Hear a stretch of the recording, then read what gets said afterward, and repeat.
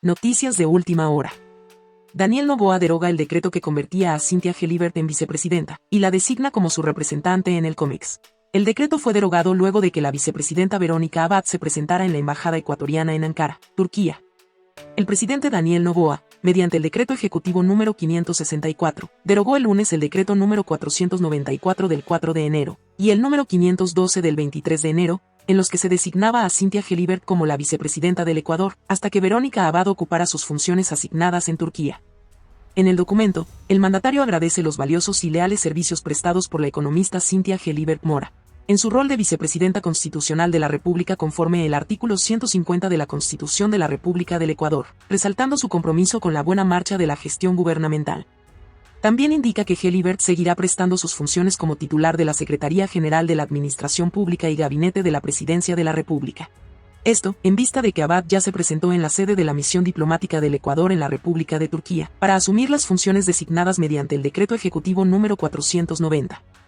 Luego, mediante el Decreto Ejecutivo número 565 firmado el lunes, Noboa designó a Gelibert como delegada del presidente de la República para ejercer su representación en el Pleno del Comité de Comercio Exterior, quien a su vez designará al delegado especializado técnico para que conforme el Comité Técnico Interinstitucional.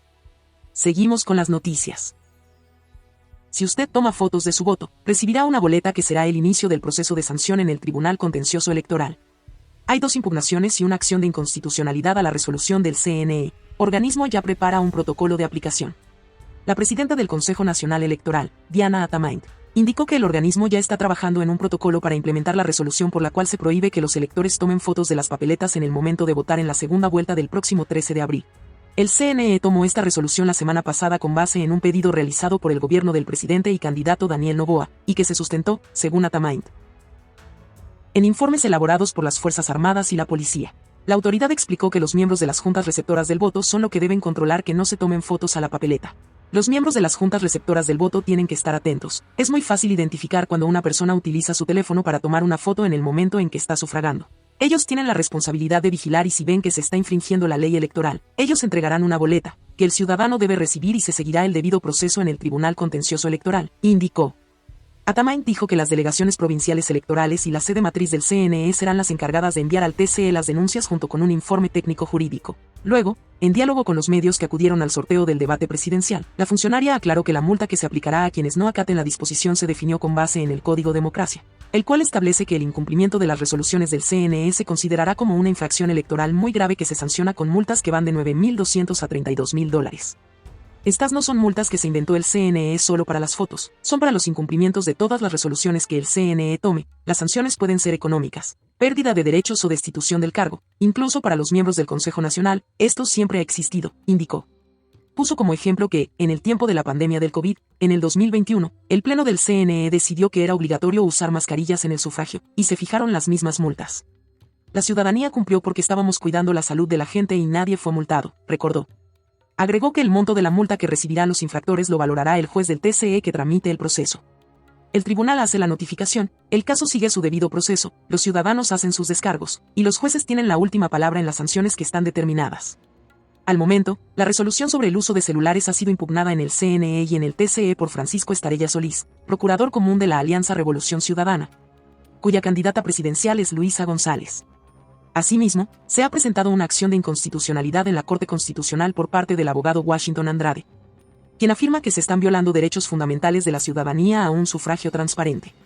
Atamaint indicó que, respecto a la impugnación que llegó al CNE, ya se está elaborando un informe jurídico, que en principio debía conocerse este martes, 18 de marzo. Sin embargo, explicó que probablemente esperen a que sea el TCE el que resuelva ambas quejas. Respecto a la acción ante la CC, dijo que ésta debe seguir su curso en ese organismo, pero que el calendario electoral no se alterará. No se puede fotografiar el voto, dijo Juan Pablo Pozo en el 2017. El debate por las fotografías a las papeletas cuando se está sufragando no es nuevo. En marzo del 2017, en el marco de los comicios generales de ese año, el entonces presidente del CNE, Juan Pablo Pozo, dijo que es un tema de cultura política y un tema de ciudadanos.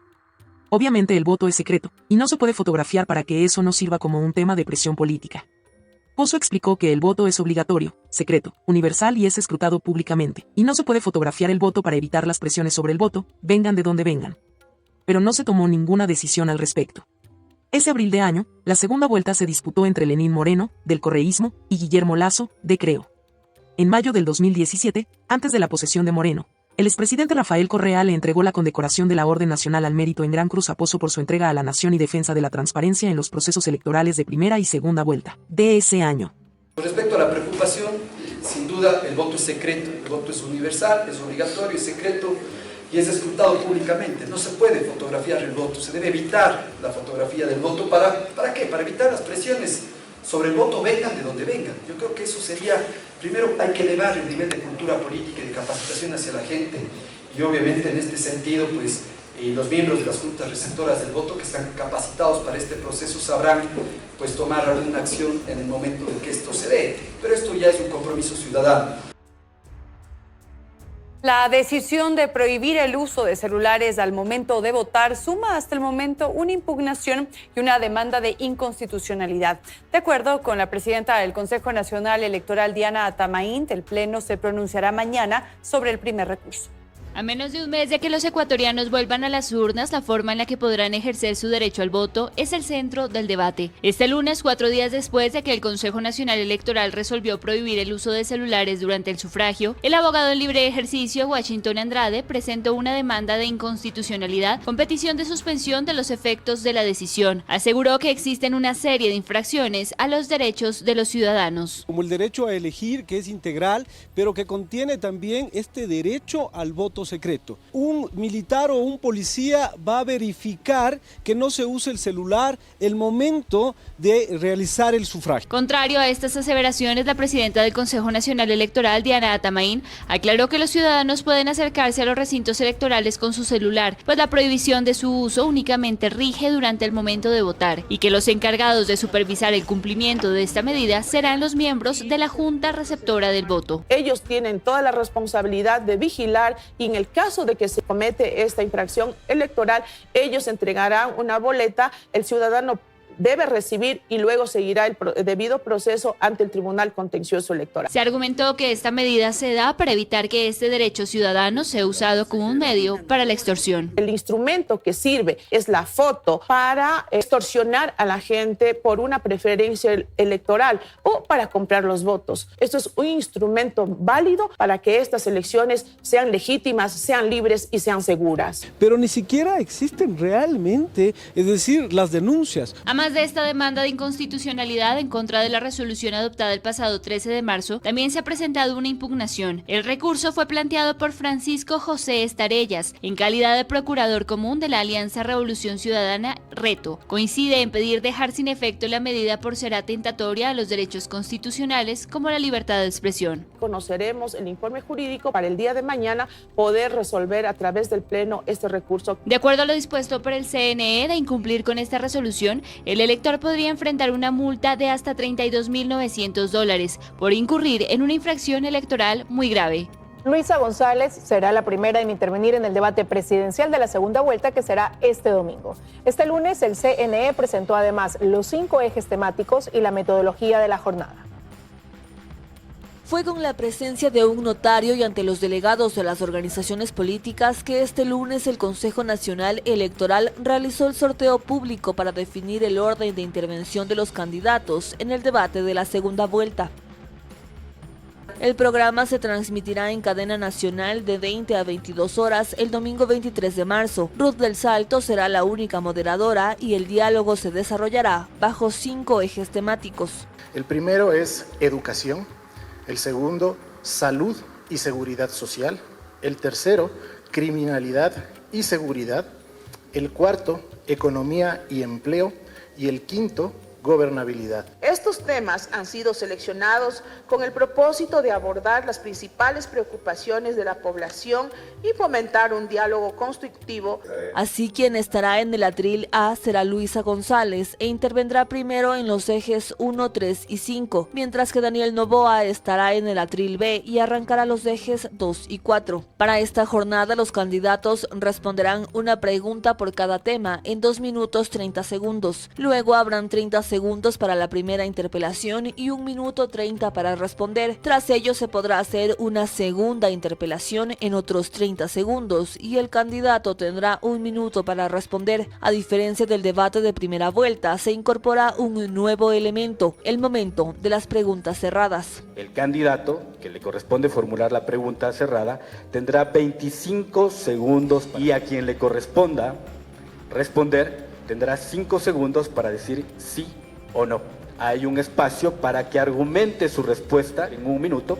Hay 45 segundos para que el candidato le interpele y hay 1 minuto para que precisamente el candidato vuelva a sustentar. Esta será la segunda vez que González y Noboa se enfrenten cara a cara, pues ya lo hicieron en las elecciones del 2023. Seguimos con las noticias. La Liga Azul servía al Buró de la Revolución Ciudadana para tomarse instituciones públicas. Los chats de Augusto Verduga confirman que la Liga Azul, formada por los consejeros correístas en el Consejo de Participación, compartía intereses y necesidades con la Revolución Ciudadana. El teléfono de Augusto Verduga es vocal del Consejo de Participación Ciudadana. Puso en aprietos a la Revolución Ciudadana y confirmó los evidentes vínculos e intereses políticos entre los consejeros de la Liga Azul y el correísmo. El resumen de los chats extraídos del celular de Verduga y difundidos por la Fiscalía General forma parte de la evidencia del caso Ligados, por presunta asociación ilícita que se sigue contra los exconsejeros Verduga, Eduardo Franco Loor y Yadira Saltos, y la todavía consejera Nicole Bonifaz. En los extractos que ha presentado la Fiscalía se observa cómo la polémica Liga Azul trabajaba desde dentro del Consejo para ayudar a la Revolución Ciudadana en su objetivo de recuperar espacios de poder dentro del Estado. Las conversaciones se llevaban a cabo en la aplicación de mensajería, Wire, con tecnología de cifrado y encriptación. Además, como medida adicional, los correístas utilizaban alias e iniciales para comunicarse. Y, en los extractos liberados por Fiscalía, los protagonistas son Mónica Er y A.N., los seudónimos elegidos por Verduga y, aparentemente, Andrés Arauz.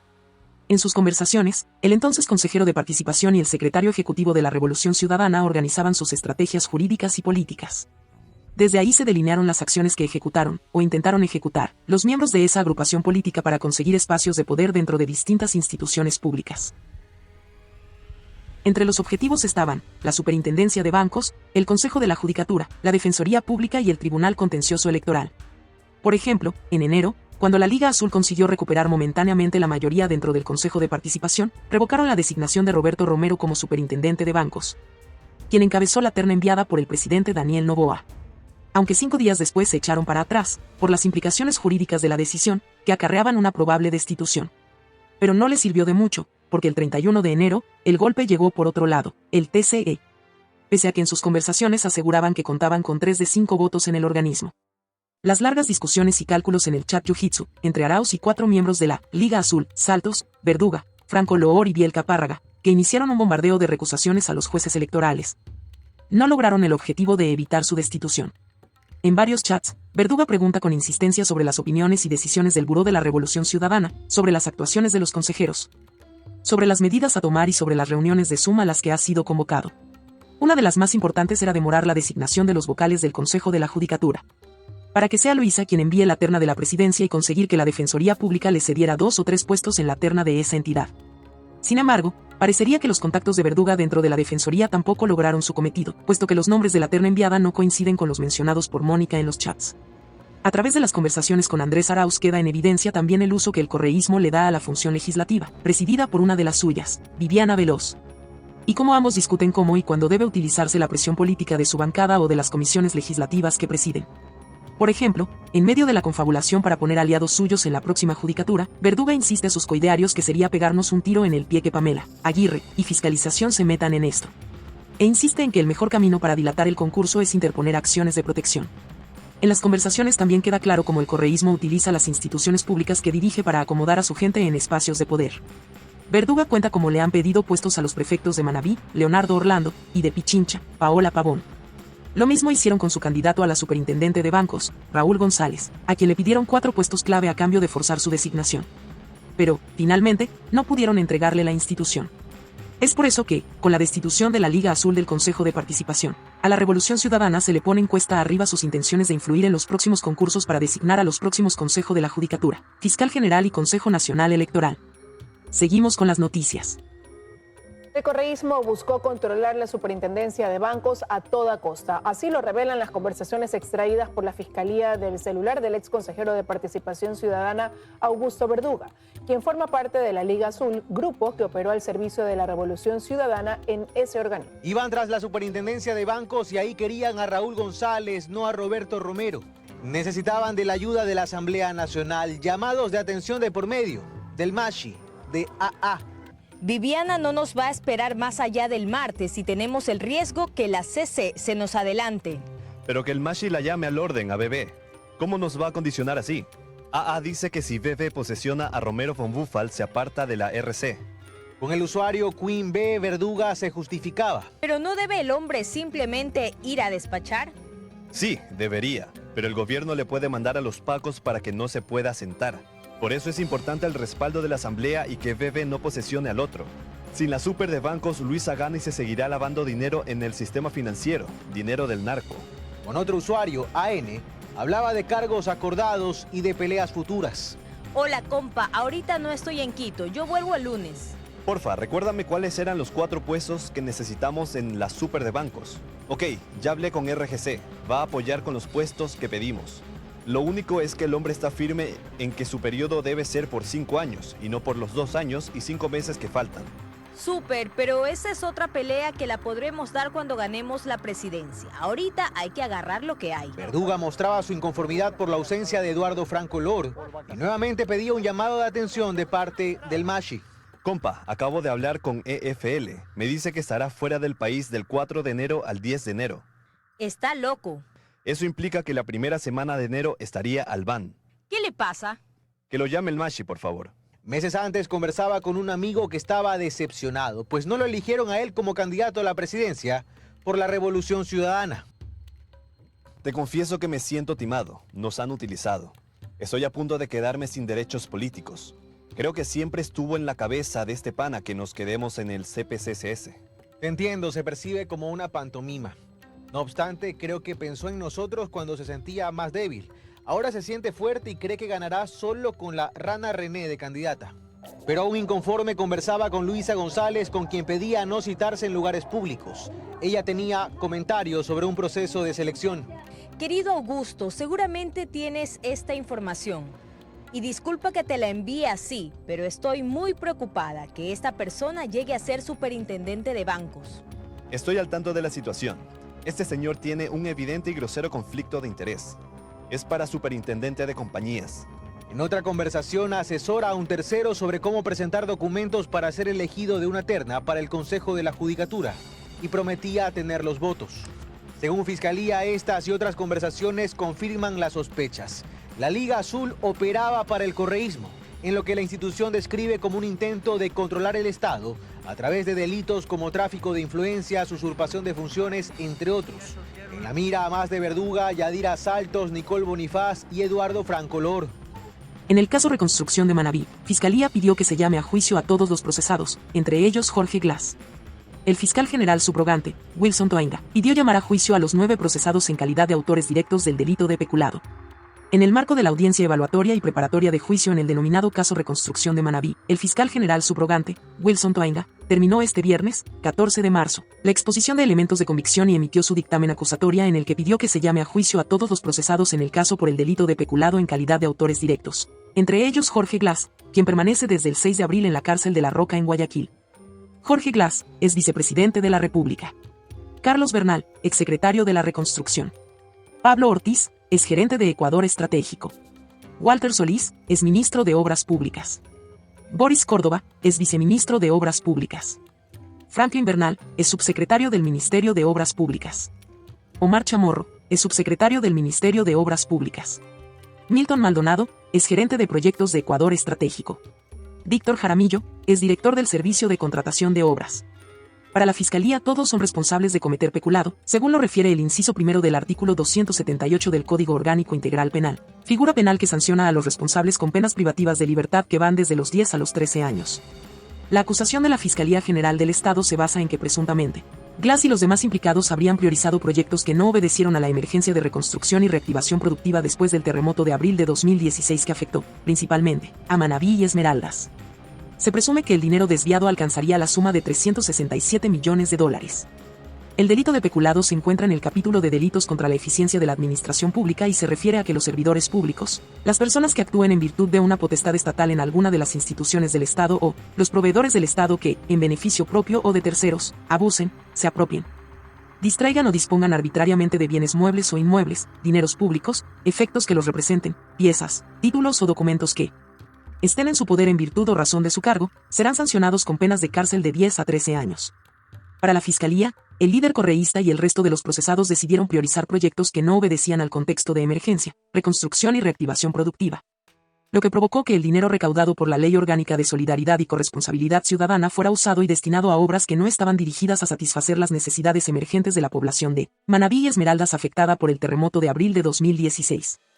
El peculado es un delito que atenta contra la eficiencia de la administración pública. En este delito se contempla que los funcionarios públicos o personas que actúen en virtud de la potestad del Estado para alguna de sus instituciones o que sean proveedores del mismo, actúen en beneficio propio o de terceros, abusen, se apropien, distraigan o dispongan arbitrariamente de bienes muebles o inmuebles, dineros públicos, efectos que los representen, piezas, títulos o documentos que estén en su poder en virtud o razón de su cargo, serán sancionados con pena privativa de libertad de 10 a 13 años. Seguimos con las noticias. Caso, reconstrucción, la Fiscalía acusa formalmente a Jorge Glass y otras 8 personas por presunto peculado. Jorge Glass, que tiene pendiente todavía de cumplir una pena de 8 años, se encuentra actualmente preso en La Roca. La Fiscalía quiere llevarlo a juicio por el caso, reconstrucción. La Fiscalía General de la Nación formalizó este viernes, 14 de marzo, su acusación por presunto peculado contra el exvicepresidente correísta Jorge Glass y otras 8 personas por el caso de las obras de reconstrucción realizadas tras el devastador terremoto de 2016. Entre ellas el exministro Walter Solís, que cuenta con la condición de refugiado en México. Glass, que tiene pendiente todavía de cumplir una pena de 8 años por 2 condenas por corrupción impuestas en 2017 y 2020, respectivamente, se encuentra actualmente preso en La Roca, la cárcel de máxima seguridad de Ecuador.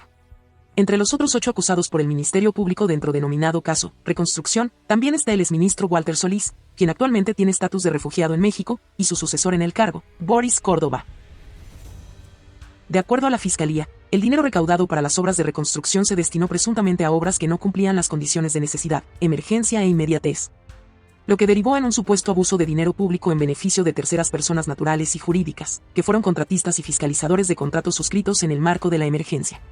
El terremoto ocurrió el 16 de abril de 2016, cuando un terremoto de magnitud 7,8 sacudió la provincia de Manabí y el sur de Esmeraldas, con un saldo de más de 670 muertos, miles de afectados y millonarias pérdidas materiales. Fruto de esa emergencia se creó el Comité de Reconstrucción y Reactivación Productiva, presidido por Glass, con el objetivo de llevar adelante las obras de mayor urgencia. Para este propósito, el gobierno logró recaudar más de 1.600 millones de dólares americanos a través de la Ley Orgánica de Solidaridad y Corresponsabilidad Ciudadana para la reconstrucción y reactivación de las zonas afectadas por el terremoto.